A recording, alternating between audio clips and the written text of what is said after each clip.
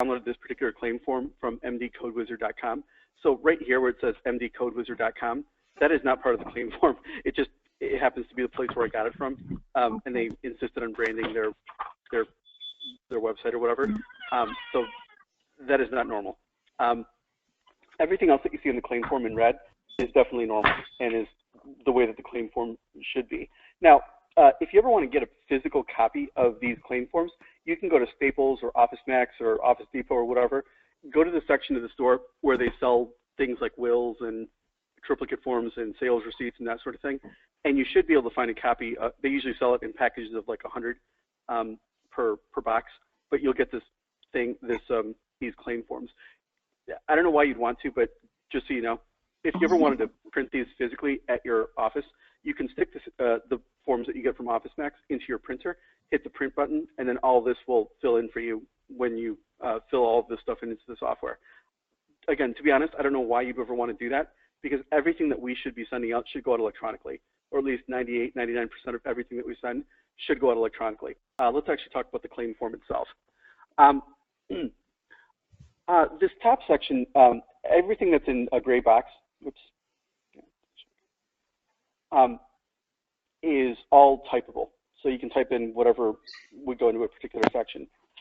This is the way it would look if you're going to fill out the claim on paper and send it out on paper. You will pretty much never want to send a claim on paper, though.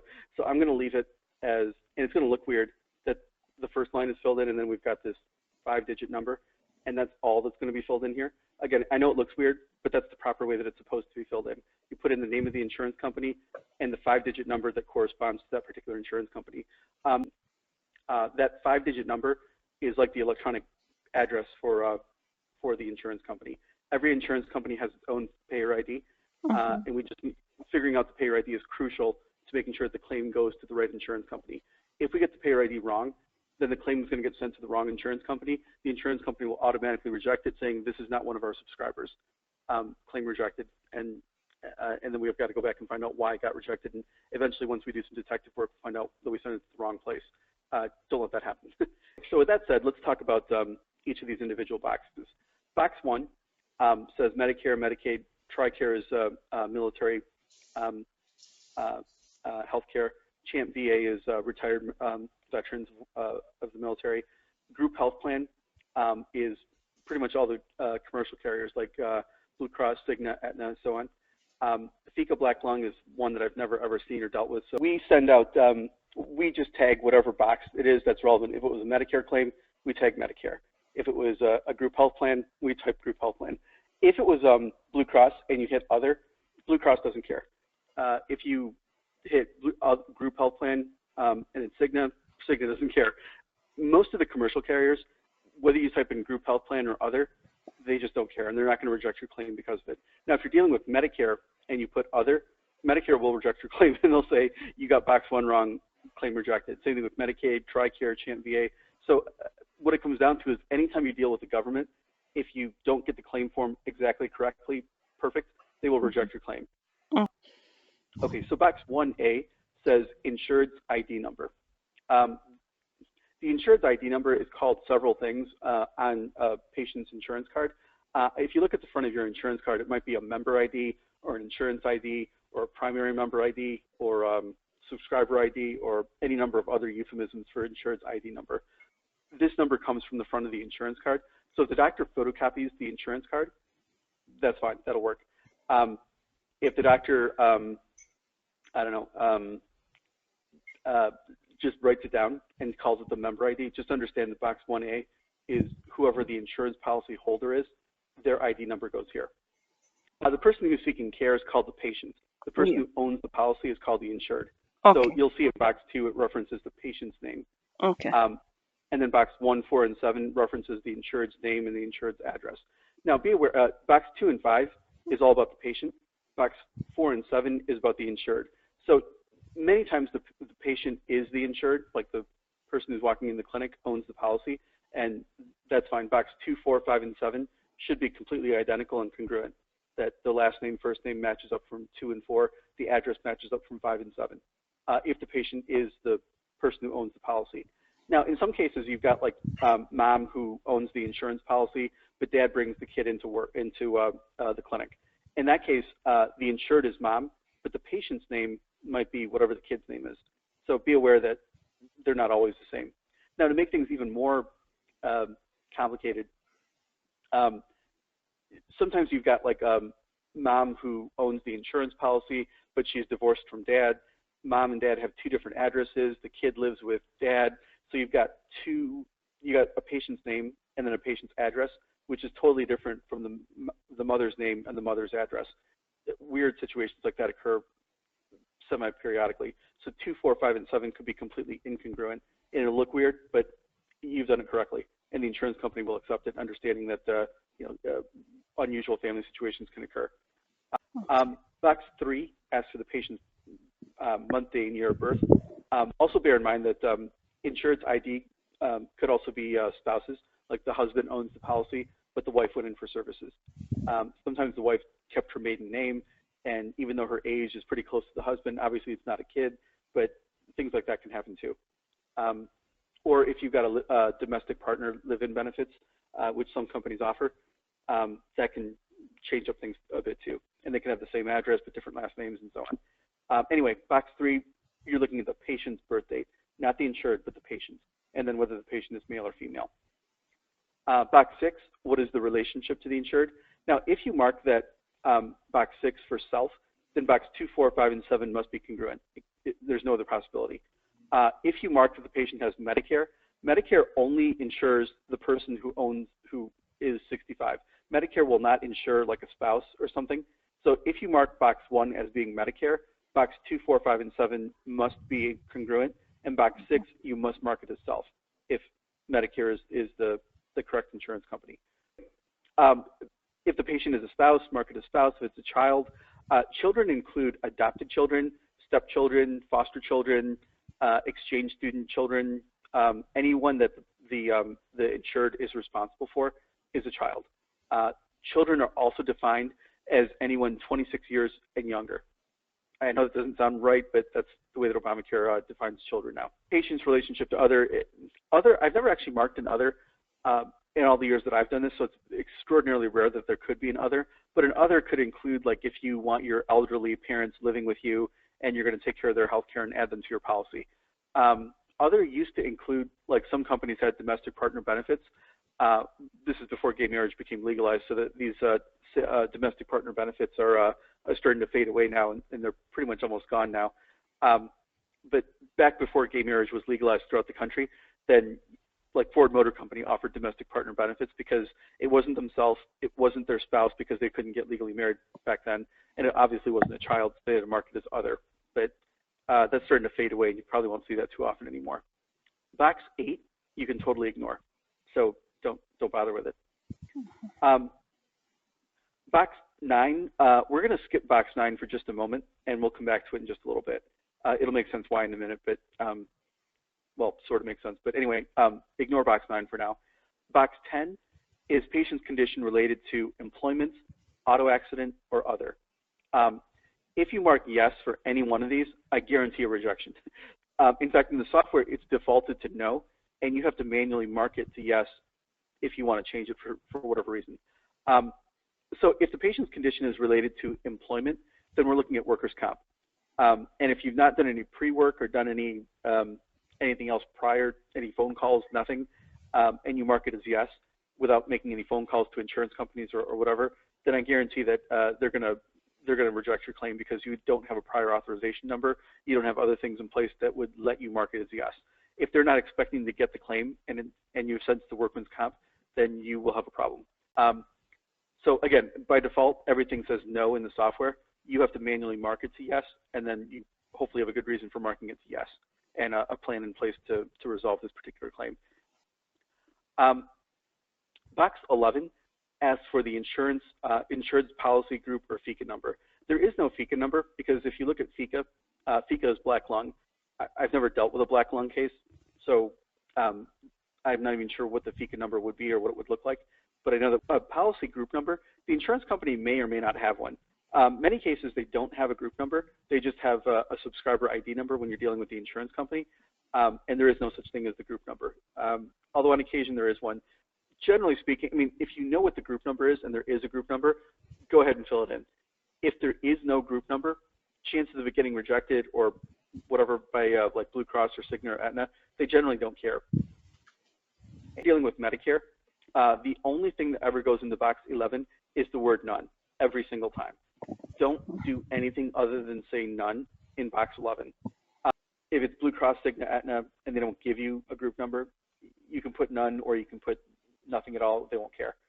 11A asks for the insured's date of birth. Again, don't confuse this with the patient's date of birth from box 3.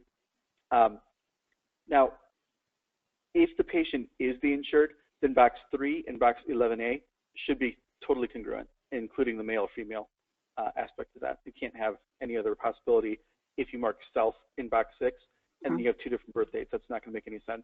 And the box 11B, you can totally ignore. Even if you leave the box blank, Medicare won't care. And I don't understand why they don't require the word none here, but for some reason, they don't care if we leave it totally blank. Same thing with 11C. If we leave that totally blank for anyone, they won't care. Box 11D is asking, is there a secondary insurance company? If the answer is yes, then we go backward to box 9 and start filling in box 9. If the answer is no, then we're done with this section and we keep moving. Now, let's say that the person has insurance companies, like mom works for Ford and has Blue Cross as the insurance company, dad works for General Motors and has Cigna for an insurance company. Both Ford and General Motors offer excellent health benefits to their families. Whether they want it or not, they're going to cover the entire family for health care. So it is entirely possible that if a kid goes in for services, that the primary insured is mom, the secondary insured is dad, the kid is the one getting services. So you'll have several names on the claim form and several different numbers and addresses that if mom and dad are divorced, and it can get very convoluted in extremely rare circumstances, but they do happen. Anyway, if there's 2 insurance companies covering the same person, then the secondary insurance, and the doctor will tell us which one's primary and which one's secondary. The secondary insurance is where we fill in box 9, A through D. We fill it in pretty much the same way that we filled in box 11, A through D, where we put in the other insured's name, like if mom was primary, dad is secondary, we put in dad's information, put in dad's policy or group number if there is one. We skip B and C, and then we put in the insurance plan name if there is one. So more frequently, when you get 2 insurance companies, it's because the person is 65 or older. So their primary insurance policy is Medicare. And then what happens is Medicare covers 80% of your outpatient visits. The other 20% is your responsibility.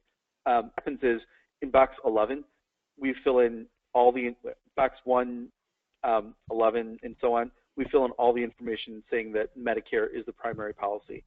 And then the Medigap policy becomes what we fill in for box 9.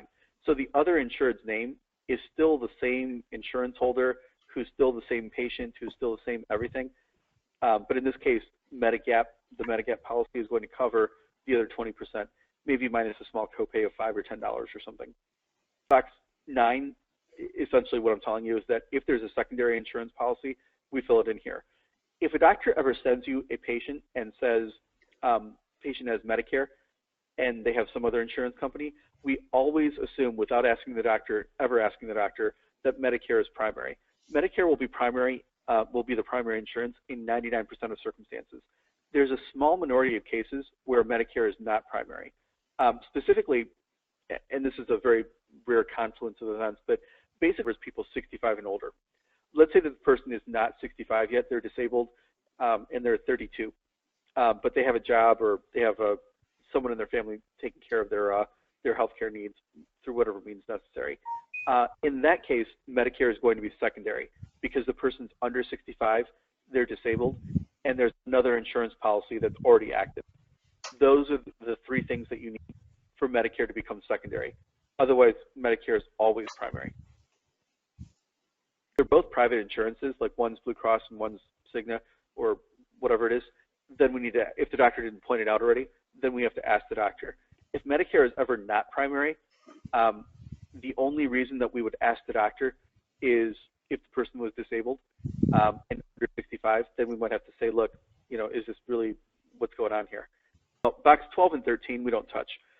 12 and 13 are basically saying this is what we would do if we were going to file it on paper, where it says signed, we put signature on file, and then we put in today's date. Same thing with box 13, we put in signature on file.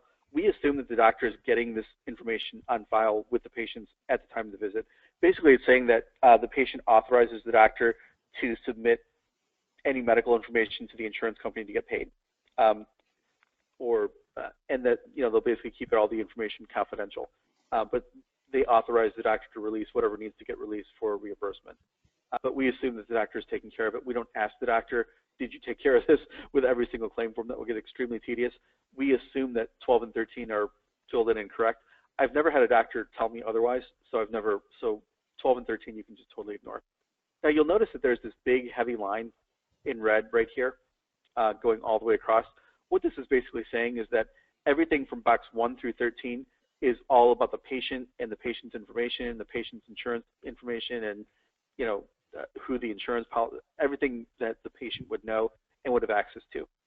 Everything below this heavy line is all stuff that the doctor is going to fill out. So everything from 14 to 33 is all about the doctor and what the doctor diagnosed and what the doctor saw, what the doctor whatever. That's what that line indicates. So let's go through each of these boxes. Many of these boxes we don't need at all. In fact, box 14, 15, 16, 18, 19, 20, and 22, you will never touch. The reason for that is these boxes are more legacy issues from back before Obamacare kicked in. Basically what it was trying to root out was, is there some pre-existing condition that the patient has been suffering from, and that the doctor can diagnose or see or whatever, so that the insurance company can root out what they considered fraud. So what people would do or try to do back then was they would realize that they had some very serious illness like cancer or whatever it is, but they didn't have insurance.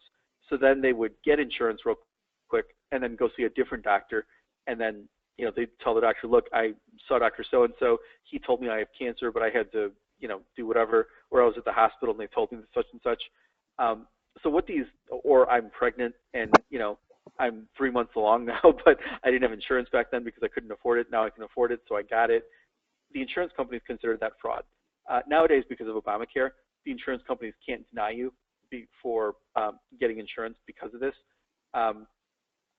But anyway, box 14, 15, 16, 18, 19, 20, 22 were all designed around, is there some prior condition that the patient has disclosed somewhere else, or that the doctor has figured out and diagnosed? Like if the patient says, I'm 3 months pregnant, obviously the patient has probably known this for at least 3 months because they would have missed their periods for a couple times. Or if the patient had broken their leg and the leg had healed oddly or weirdly, and the doctor can see that, or if there was a hospitalization or something else, or the patient stopped going to work. All sorts of these things can be used for the insurance company to figure out if there was a pre-existing condition. And then once they find that there's something there, then they're going to investigate it more carefully. But again, because Obamacare ruled out the possibility that you can't get insurance because you have a prior existing condition, these questions are no longer really that important or valid anymore, so we don't worry about filling them in anymore. You don't need to put the word none in any of these boxes. If you leave it blank, Medicare will still accept it. Box 17 says name of referring provider or other source. This is extremely rarely filled in. It used to be filled in quite frequently, but not anymore. The reason for that is that when you're dealing with an HMO, you have a gatekeeper doctor, and that gatekeeper is going to decide whether or not you're going to see a specialist. So let's say that the gatekeeper says, yeah, you've got something very serious that's outside my medical knowledge to fix. You need to go see a specialist, a cardiologist. So I'm going to send you to Dr. Rao down the street. So in this case, when the patient goes and sees Dr. Rao, the cardiologist is going to fill in the name of the referring provider. Whoever the gatekeeper doctor is, he's going to fill in that person's name here. And then in box 7, well, I don't know why it says 71B. It should be 17B. Ignore that. But anyway, 17B, where it says NPI, you're going to put in the NPI number for the doctor who made the referral, in this case, the gatekeeper doctor. Now, having said that, we don't need to do that too often anymore. The reason for that is that most doctors' offices are connected to the internet, and as soon as, let's say that you're dealing with a gatekeeper doctor and you're the patient, and he says, yeah, you've got some serious heart issues that I can't fix. You need to go see a cardiologist and get some echocardiograms and whatever else a cardiologist does. So he's going to tell the HMO even before you go see the cardiologist because the office is so connected. And when he types up his notes and says, this is what happened and so on, he can actually tell the HMO directly without any mishmash that a referral was made. And that's why we don't need to fill in this box anymore, because the HMO already knows that the patient is being referred for a more serious condition. Box 23 says prior authorization number. This is fairly rare that we need to fill it in too, but if the doctor's not sure if the procedure is going to get covered, then in some cases, we'll contact the insurance company, we'll get a prior authorization number. Whatever that number is, we have to record it here. And that tells the insurance company we already called you ahead of time and you agreed that you were going to pay for this, and then they'll look up the prior authorization number through their computer and say, yeah, we authorized, a session of skin grafting or whatever it is that is being done. If there is a prior authorization number given, plug it in to box 23. If there's not, just leave it blank. Even if you leave it blank and don't write the word none, then you're still okay with Medicare. Box 21 is asking what is the diagnosis or what's wrong with the person, basically. When we start filling in the diagnoses, always start with A. If there's more than one diagnosis, then go to B, then C, then D, and so on. Go in alphabetical order. Don't just plug in one into like G as the first diagnosis and then leave A through F blank, because the software and the insurance companies will flag it and say, you forgot to fill in 5 other diagnoses, and then they'll reject the claim. So always, the Icd codes, generally speaking, there's a 3-digit number, there's a period, and then there's up to 3 or 4 more numbers after that. The first 3 digits of the diagnosis is generally some general classification of what's wrong with the person. So this is not true, but let's pretend for a moment that 600 corresponds to diabetes. So 600.010 might be childhood diabetes type 1. 600.044 might be type 2 diabetes, childhood onset with complications. 600.554 might be type 2 diabetes, adult onset with amputations, and on and on and on. So just having diabetes is not, I mean, obviously that's a condition that needs to be treated, but the insurance company is basically saying is that's not enough information for us. We need to know more specifically what is the diagnosis, the subdiagnosis, the sub-subdiagnosis, down to the granular level of what's wrong with the person. And the doctor needs to fill it in and give it to us. We are not going to diagnose anything. We did not examine the patient. We did not see the patient. We don't know the patient. So there's no way that we're ever going to fill in a diagnosis code without the doctor. And the doctor is really putting his license on the line saying, this is what I diagnosed. So the person that would actually figure out what numbers correspond to what diagnosis is called a coder. Box 24 is divided into box 24 A through J, and we're going to cover each one of them separately. Okay, so for box 24A, it says dates of service, and it's got from, month, day, year, and then to, month, day, year. Because we're dealing with outpatient private practices pretty much exclusively, the month, day, year from and the month, day, year to is going to be identical because the patient is being discharged the same day that they're being seen. So what you can never do is have a month, day, year from, like let's say it's today's date, and then have a month, day, year that's like yesterday's date. It doesn't make any sense that the from date or the to date is before the from date. You'd be time traveling if that wasn't the case.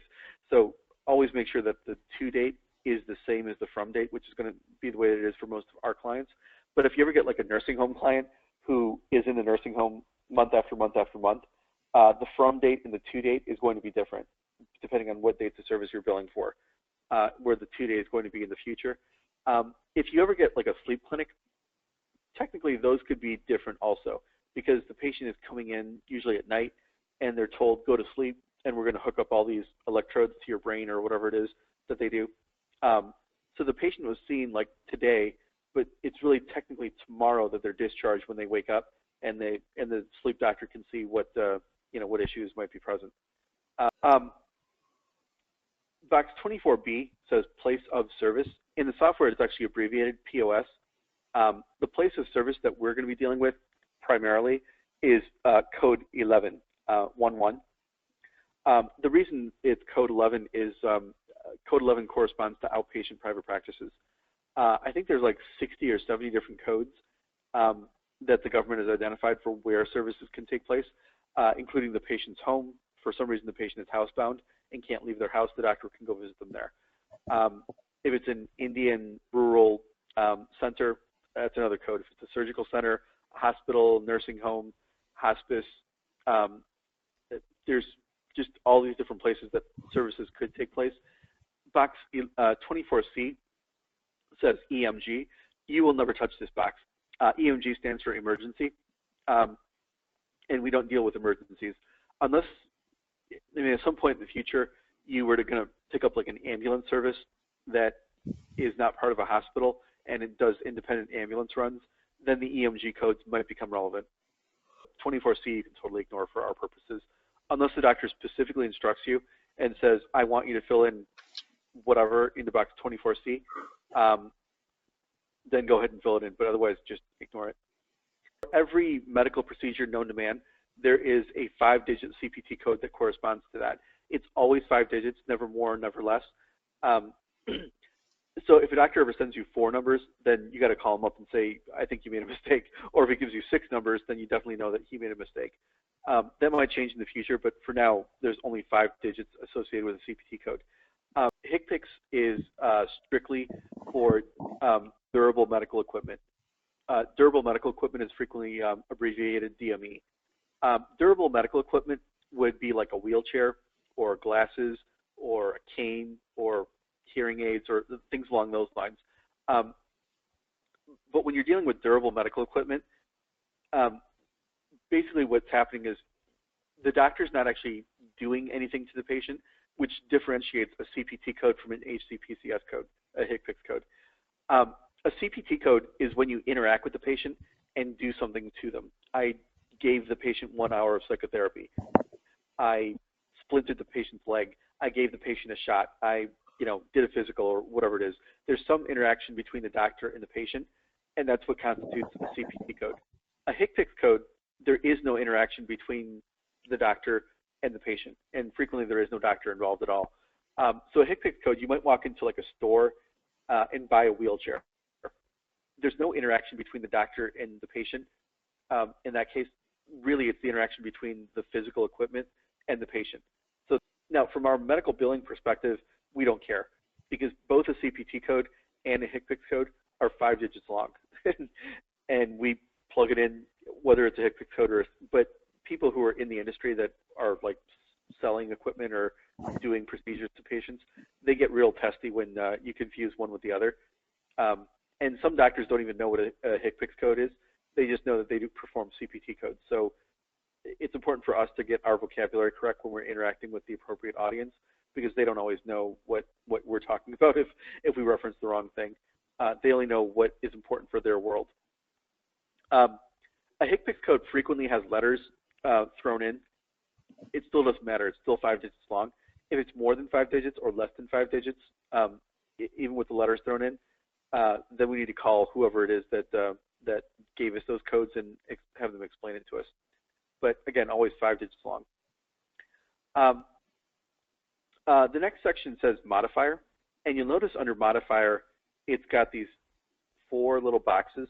A modifier is always 2 digits long. It can be 2 letters, 2 numbers, or a number and a letter, but it's never more than 2 digits and never less than 2 digits.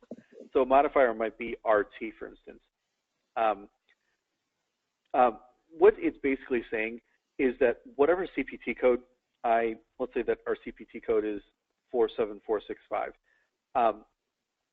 We might have some weird thing about that we want the insurance company to know about it.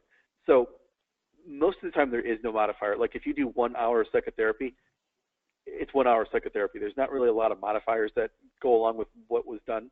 But let's say that you're an eye doctor and 47465 corresponds to surgery of, on the eye. RT might indicate we did surgery on the right eye. Or, I don't know, if we were going to put LT, that might be surgery on the left eye. If you're a neurologist, you might have a modifier of NS for I did some procedure that affected the non-parasympathetic system, or PS for parasympathetic system. You can have up to 4 modifiers. So whatever order the doctor gives it to us, always put it in the same order that you see that here. Otherwise, you might risk a rejection. 24E is a little bit of a tricky one. 24E is basically asking, based on this data service at this place that you performed the services and this procedure that you did to the person with any particular modifiers, what diagnosis was it fixing? So let's say that up here we put the person suffered from PTSD and they're depressed. Oops. And they have marital issues. Oops.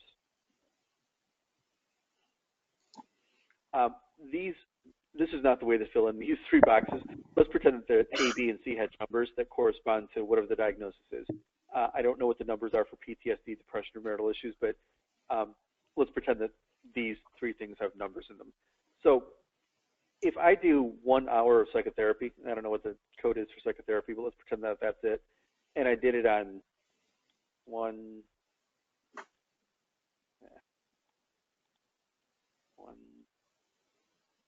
on January 1st, and I discharged the patient on January 1st of this year. And the procedures were happening in my office. So on January 1st, in my office, I did 1 hour of psychotherapy. Basically what 24E is asking is all these things that happened on this particular day, what is it fixing? In this case, it's fixing depression, PTSD, and marital issues. So I'm going to say that this whole line is fixing these 3 issues. Now let's say the person also suffers from cholesterol, which doesn't make any sense, but again, let's pretend that this is a number. And I don't know why a psychologist would be dealing with cholesterol, but let's say that they did nutrition counseling for the patient on the same day. So on January 1st, 2017, in my office, I also did, I don't know, nutrition counseling. Too many numbers, there we go. So in this case, this whole line of what I did, D. So basically what it's asking is, this whole line of what you did, what is it fixing? In the first case, we're fixing PTSD, depression, and marital issues with 1 hour of therapy. The second, and these dates of service don't have to be on the same day. They can be like on a week later, I did nutrition counseling.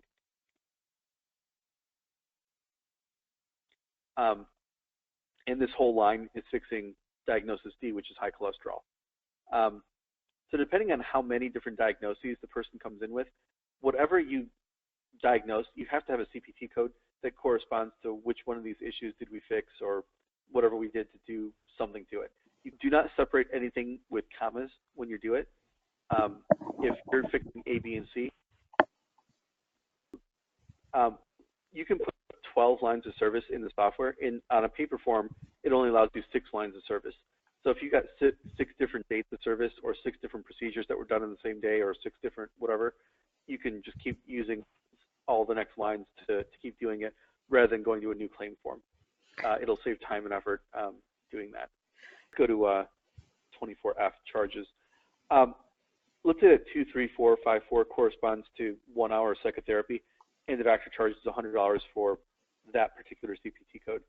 Every CPT code only corresponds to one set of charges. So anytime a doctor engages with the insurance company, he has to have the same charges for a particular CPT code.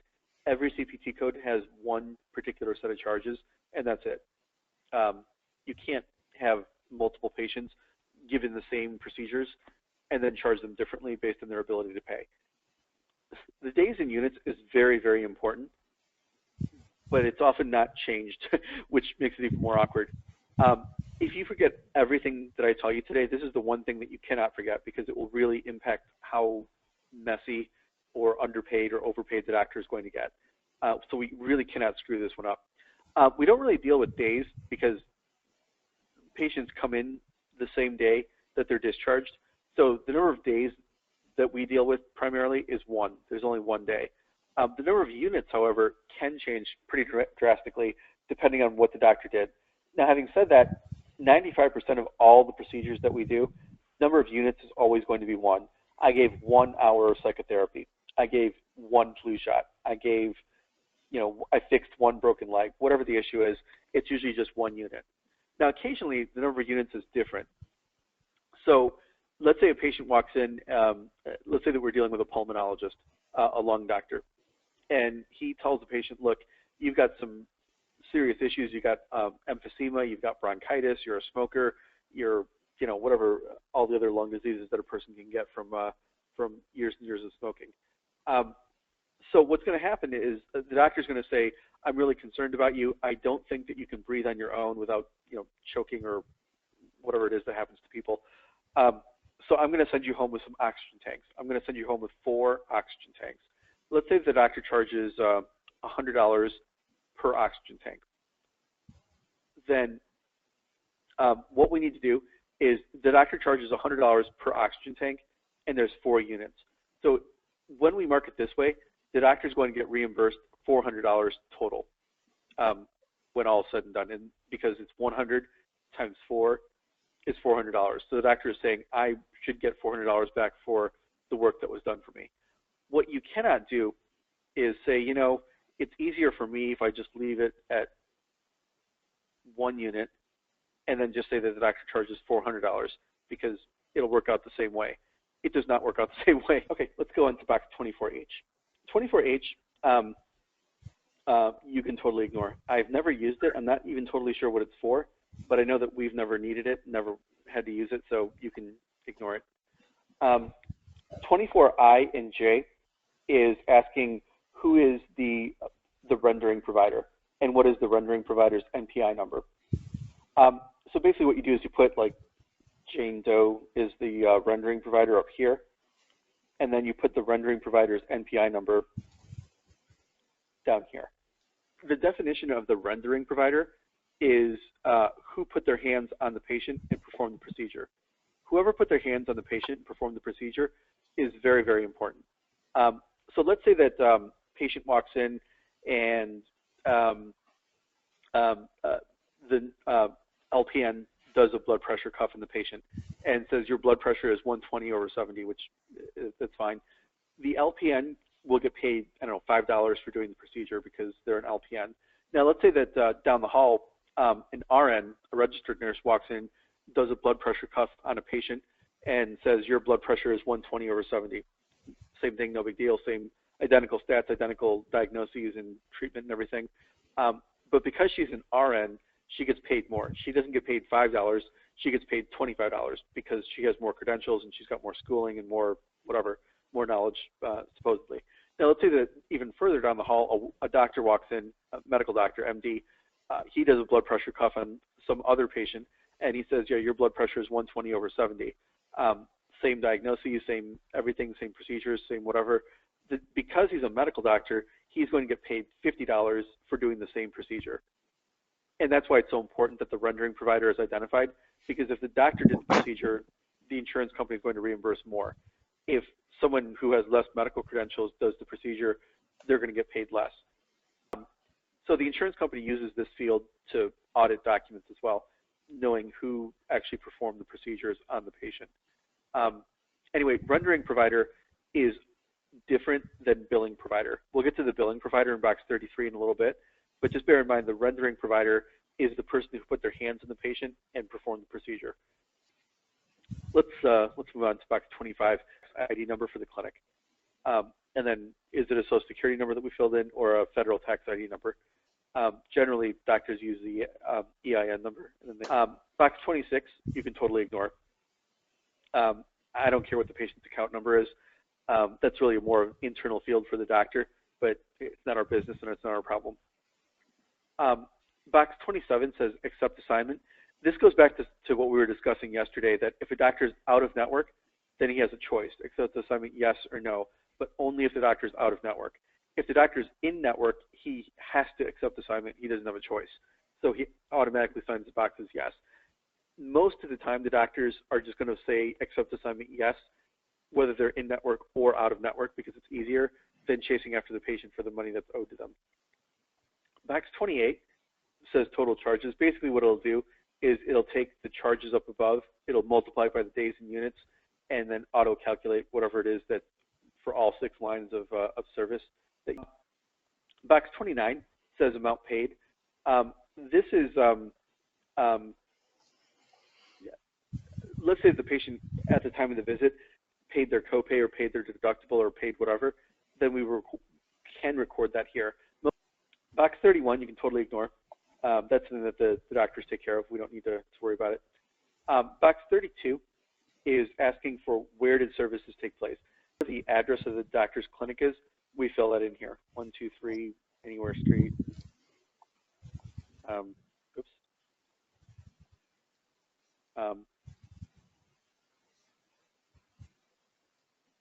Las Vegas,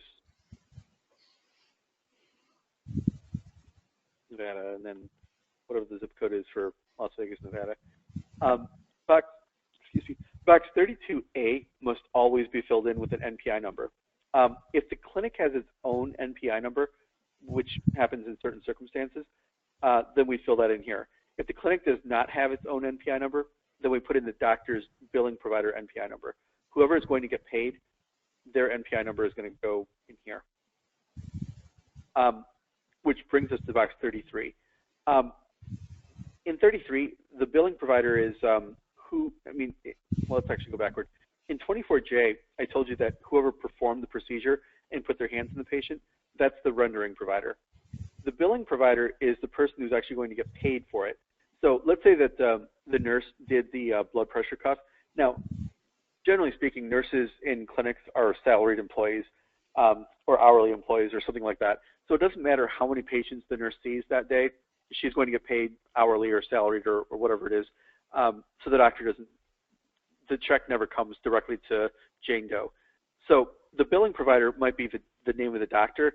The billing provider might be the name of the clinic, like Southside Medical or Bay Med, let's make it Bay Medical, or whoever it is. Whatever it is, it's Bay Medical 123 Anywhere Street, Las Vegas, etc. Whoever is going to get paid, whether it's the clinic or the individual doctor, that's the information that we plug in here. The address is where the check is going to be sent. And then whoever is going to get paid, we need that person's NPI number. Just make it the same as the other one before. 3, 4, 2, 3, 4, 5, 3. Now, there are certain situations where the doctor might say, well, I don't want the clinic to have its own NPI number because it doesn't make sense. Other situations where it does make sense. So let's say that you've got 3 doctors working in the clinic, and one doctor works 20 hours a week, one doctor works 40 hours a week, and another doctor works, he's a real machine, and works 80 hours a week. The guy that works 80 hours a week is going to say, look, I work more than you guys combined. I don't want to share my money with you guys. So when the checks come in, I want the checks to come to me directly because I want my money from my patients, and I don't want to share with you guys at all. And that makes sense in that scenario. Let's say that you've got a clinic where there's 3 doctors, and each doctor works 40 hours a week, and they all share expenses, and they all agree that, when the money comes in, the clinic can get the money. The clinic will pay the employees, pay the electric bill, pay the rent, and so forth. Whatever is left over, we'll split it equally 3 ways. And that might make sense. And they might say, okay, if we're going to do it that way, our clinic needs its own NPI number. And that's fine too. So depending on the setup of the doctor's office, there's different iterations of why someone the clinic might have its own NPI, or why it doesn't have its own NPI, or the doctor wants to bill separately from the other guys in the clinic, and so on and so on. whatever the situation is, the doctor will tell us what their setup is on day one. Options that in 33B, if you're dealing with Medicare, sometimes Medicare wants us to put in a special number there, but that's not true for all states.